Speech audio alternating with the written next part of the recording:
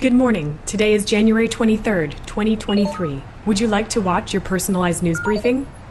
Heads of state and global experts met in Kuala Lumpur yesterday to discuss government services and civic technologies. 94% of participants agreed that networked coordination and connected citizens are transforming cities and governments. Let me share 3 examples. Mayor Henderson of New York told the story of Mr. Jonathan Liu. In May of last year, Mr. Liu suffered a heart attack while alone in his apartment. Thanks to the mandated sensors in his home and body, his situation was detected and the New York Lifesaver Network immediately notified. A neighbor coming home for lunch responded to the alert on her mobile device and rushed up the stairs to Mr. Liu's door. As a city-certified, trusted citizen, she used her unique key code to enter his home where she performed CPR until the emergency team arrived. As he recovered, Mr. Liu's health payments were instantly processed by the citywide banking and safety net algorithms. Medi-drones delivered the appropriate medications to his door after a video consult with his primary doctor. After this story, several users asked, how will ubiquitous computation, automated personal assistance, and peer-to-peer networking change the way government services are delivered? Mr. Gupta of India recounted the devastating Gujarat earthquake of 2021.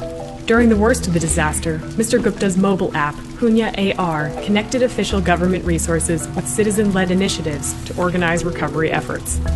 Working without a centralized team, but coordinating individuals around a common goal, areas using Mr. Gupta's app saw their communities restored several weeks before areas relying on traditional services.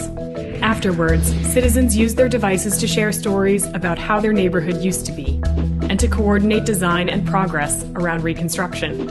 In response, many regional governments are incorporating these mechanisms into official recovery efforts. Others are worried about the privacy and legal implications of super-empowered citizens operating without adequate government oversight. After this story, users asked, how can governments find a balance between citizen-led initiatives and official government programs and protocols? According to 87% of attendees, the most exciting story about the changing relationship between government and citizens came from 27-year-old Fatma Abdullah of Abu Dhabi. New technologies for distributed work are creating opportunities for home-based employment. Fatma is a stay-at-home mom, but also works as an open data analyst and visualization specialist. She serves clients from around the world, earns a nice living, and decides when and how much to work. Along with some 10,000 other Emirati women, Fatma is part of an on-demand action team that the government can call on to analyze social and economic trends and respond immediately to the dynamic needs of her fellow neighbors.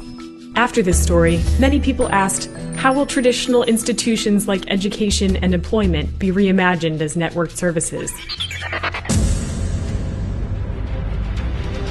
In 2023, what services will you expect government to provide? What will citizens do themselves? What new services can governments and citizens create together? And which services will no longer be necessary? How will you access government services in the future? How will governments evolve to meet the needs of their citizens? And what role will connected citizens play in this evolution?